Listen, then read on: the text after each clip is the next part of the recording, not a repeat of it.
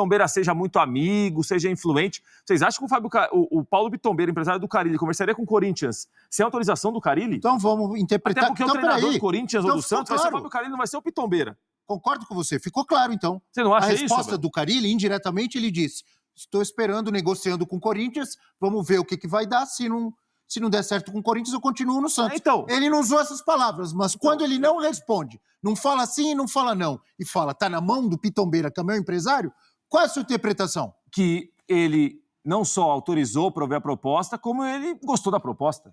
Senão ele encerraria esse assunto. A partir do momento que o empresário falaria assim, não tem nada com o Corinthians, e eu vou ficar no Santos. Carille, o Corinthians me procurou. Nem vamos abrir conversa. Eu vou ficar aqui. Em nenhum momento houve isso. O empresário ficou a semana inteira, segundo consta, conversando e ouvindo o Corinthians e fazendo, obviamente, algumas contrapropostas, claro, reivindicações. Tá claro isso? E o Carille falou o seguinte, o caso está entregue ao empresário, perguntem a ele. Não, o treinador do Corinthians ou do Santos vai ser o Carille, não vai ser o Pitombeira. Quem vai assinar súmula no Corinthians ou no Santos vai ser o Fábio Carille, não vai ser o Paulo Pitombeira. Não vai ser o seguinte, Corinthians saiu a escalação do time, técnico, Paulo Pitombeira. Não, o técnico é o Fábio Carille. Santos saiu a escalação, o técnico não é Paulo Pitombeira, é Fábio Carille. Então, assim, a situação aí me parece que se o Corinthians pagar a multa... de carreira do empresário. Bem grandinho o Carille já para responder, né? Se o Corinthians pagar a multa, dizer que tem que responder o que está aí é o seguinte, se o Corinthians pagar a multa, o Carille sai do Santos e vai para o Corinthians. Ele tem um contrato com o Santos. Agora, a gente não pode ser inocente achando que, não, o empresário está negociando contra a vontade do Carille, sem autorização do Carille, claro que não. Com desconhecimento do Carille. O empresário está ouvindo o Corinthians porque o treinador autorizou que ouvisse. Porque a gente já viu outros treinadores, Abel, quando tem contrato com um time e algum outro time procura, fala o seguinte, nem vamos abrir conversa, nem vamos ouvir. Ou fala o seguinte, vamos ouvir. Não, Se ele vai ouvir e não encerrou o assunto, continua. Mas é crime negociar? Não é crime negociar. Não é crime, Breler. Para mim, o erro do Carille é não terminar o assunto. Nossa. Se o Carille topou a proposta do Corinthians, ele tem que falar o seguinte, Corinthians, tem que pagar uma multa aqui. Não está acertado ainda. Não, mas não está acertado que ele vai ficar no Santos também. Então, por isso que ele não falou nada. Então, Abel, mas aí que tá. Mas ele tem contrato com o Santos. Ele é técnico do Santos. Se tem um interesse em que o Corinthians contrate o Carille, ele tem que pagar uma multa. Quem vai pagar, se vai ser o Pitombeira, o Corinthians, o Carille, como vai ser o acerto, é uma outra coisa. Tem que pagar a multa. Pagou a multa, tchau. Pagou a multa, ele pede demissão do Santos. Mas isso não foi decidido ainda. E como ele não quer... Minha leitura. Ele não tem certeza se vai mesmo pro Corinthians, ele não quer se queimar no Santos. Ué? Então ele vai e não fala nada. Porque se não der certo no Corinthians, ele vai falar, vou pensar no Santos. Não é isso? Vocês têm outra leitura? Eu acho que é dessa forma. Não é isso que está acontecendo? Agora, é desagradável.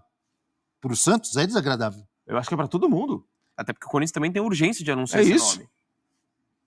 Para o Corinthians é desagradável se ele não for. Se ele for, o Corinthians não quer, vai ficar feliz. Até perder 2, 3 jogos que, com esses jogadores do jeito que tá, vai continuar perdendo. Porque troca de técnico a cada 6 meses.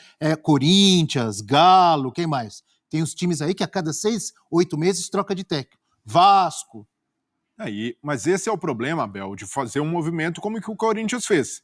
Demite o treinador, não tem clareza do que quer, porque o Corinthians não tem nenhuma, tá indo no Carille só ali pelo histórico, já passou, conhece o clube, mas saber ali, o presidente Augusto Melo tem certeza de que hoje o Carille é o melhor nome disponível para o Corinthians? Não tem, nenhuma.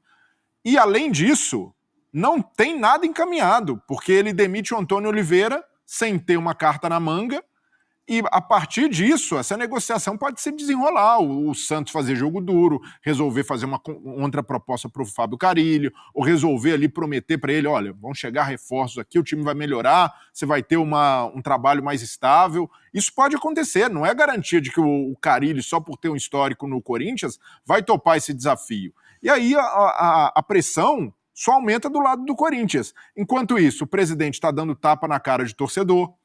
Enquanto isso, o presidente segue gerando notícias negativas para o clube, porque tudo que o Corinthians não precisa nesse momento é de mais um problema, de mais uma turbulência. Agora o presidente, em vez de se preocupar e focar totalmente na definição do novo técnico, em buscar os reforços, vai estar dando depoimento em delegacia, vai estar preocupado em responder a processo por agressão.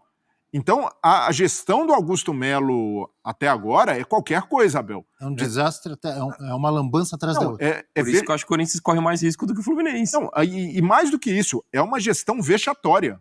O Augusto Melo está submetendo o Corinthians a uma vergonha atrás da outra. O torcedor corintiano, quando escuta o nome Augusto Melo, já fica de cabelo em pé, porque sabe que vem coisa ruim. Então, o Augusto Melo, nesse momento, depois do que aconteceu na semana passada, jogador do Corinthians ali envolvido num episódio de confusão, o próprio presidente se coloca nesse papel, qual moral o presidente do Corinthians vai ter para cobrar jogador, para exigir disciplina interna, para chegar lá dentro e falar, pessoal, vamos moralizar isso aqui, isso é Corinthians. Nenhuma, zero, o presidente passa a não ter autoridade nem sobre os próprios comandados. E aí fica muito difícil virar a chave da situação. O presidente precisa também, nesse momento, entender que a necessidade do clube é de um pouco de paz e não de mais confusão. Por falar em virar a chave, viramos a chave aqui no futebol. Mas ontem também a gente acabou chamando a atenção para uma outra situação que aconteceu no jogo, depois da partida, uma confusão envolvendo um torcedor cruzeirense e o presidente do Corinthians, Augusto Melo. Depois que acabou o jogo, a gente foi direto para a delegacia, porque teve, né, uma movimentação naquele local, e nesse momento a gente soube que um torcedor estava denunciando o presidente Augusto Melo por agressão.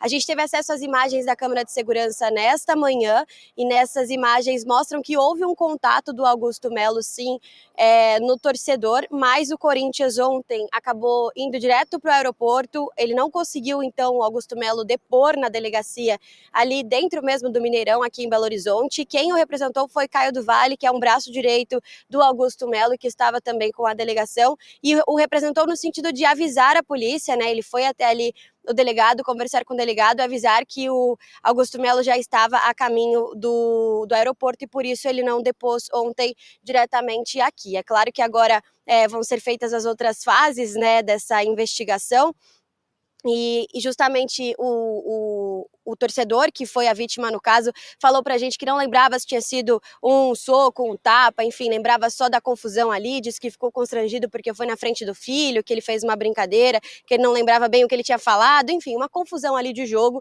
mas a gente pôde acompanhar até o finalzinho. O Caio do Vale foi embora sem conversar com a imprensa, ele também estava ali mais para avisar a delegacia mesmo, ao delegado e aos policiais que o Augusto Melo não ia comparecer naquele momento, e agora vão ser feitas as novas etapas. A gente não sabe se vai ter uma oitiva em São Paulo, enfim, eu estou em contato com a Polícia Civil para passar essas atualizações para vocês. E aí, rapidamente, eu vou só passar uma nota da advogada do João, né, que foi o torcedor que acabou sofrendo ontem essa agressão, e ela me mandou o seguinte hoje cedo: de acordo com a advogada, a vítima não falará mais sobre os fatos e seguirá com as medidas judiciais. Neste momento está focada em cuidar da saúde mental, principalmente do filho, que foi submetido a um fator estressor grande e precisa de apoio, o filho de 8 anos que estava com ele.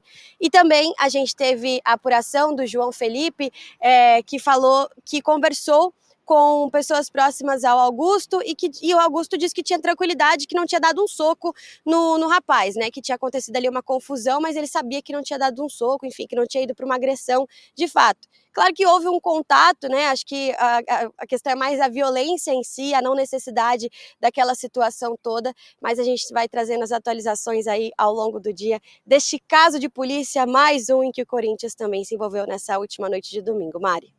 Vitória, obrigada pelas informações. A gente via as imagens enquanto você trazia para o Fã do Esporte, tá? A Vicky aqui na tela, o Rafa também já preparado aqui com o seu microfone pro lado do Corinthians, que assim, depois a gente pode falar de Augusto, enfim, dessa parte extracampo, mas é que dentro de campo também o corintiano não vê muita esperança, Valente.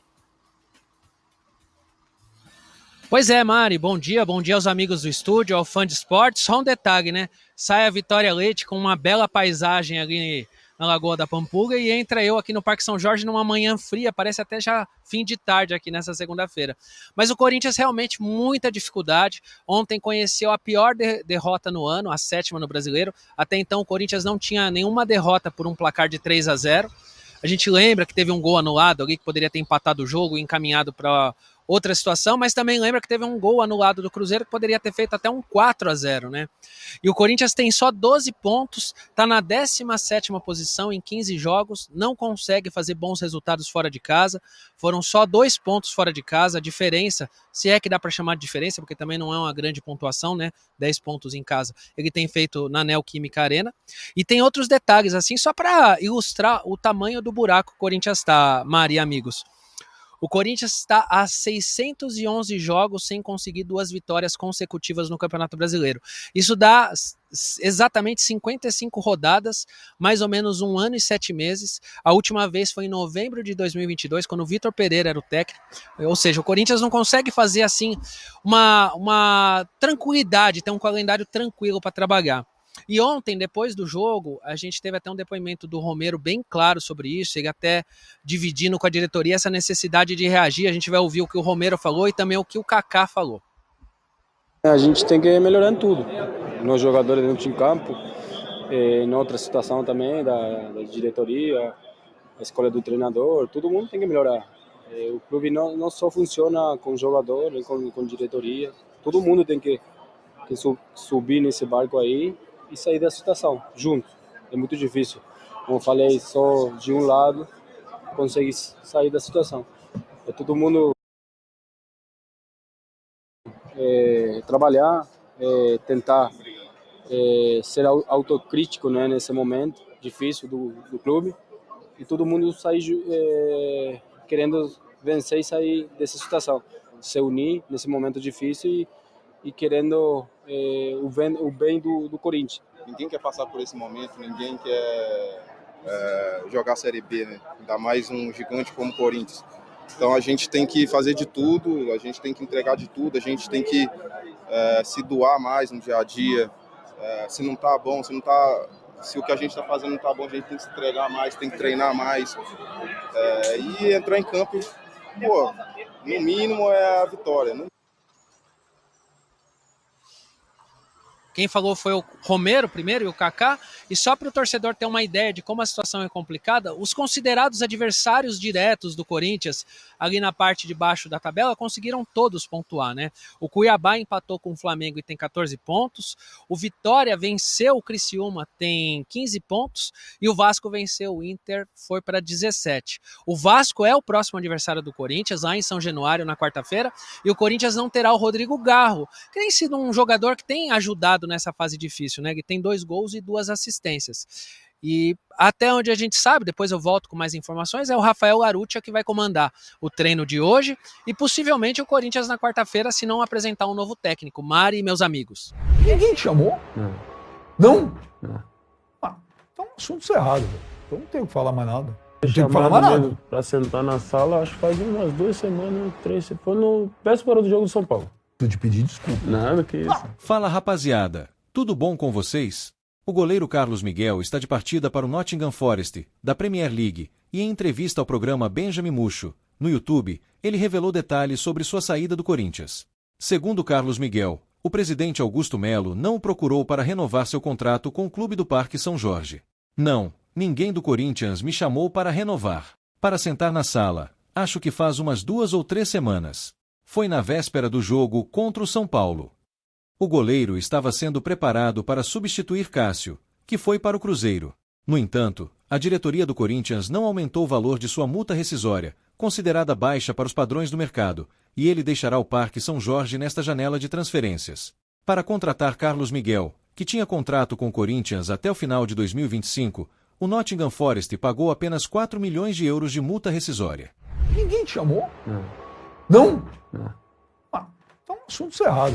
Então não tem o que falar mais nada. Não tem o que falar mais nada. Para sentar na sala, acho que faz umas 2 semanas, 3. Foi no véspera do jogo do São Paulo. Eu te pedi desculpa. Nada que isso. Eu pedi desculpa. Eu falei, eu quero que o Carlos Miguel vá pro inferno. Porque eu falei, pô, não é possível. Mas se ninguém te chamou pra nada, então você tinha que ir embora mesmo. Ninguém vai tirar minha alegria de jogar nunca na minha vida. Pode estar o mundo inteiro contra mim. Não tô indo pra lá ganhar Rio de Janeiro, igual todo mundo tá falando. Querem falar? Podem falar. Só que eu falei, vou calar a boca de todo mundo que foi lá falar. Você teria renovado? Sim, teria. Um programa X de uma empresa muito grande vai te dar uma visibilidade muito boa, vai ser muito bom pra tua carreira. Tu vai ou não vai? O contrato, quando favorece o clube, aí é legal. Agora, quando favorece os jogadores, eles não gostam.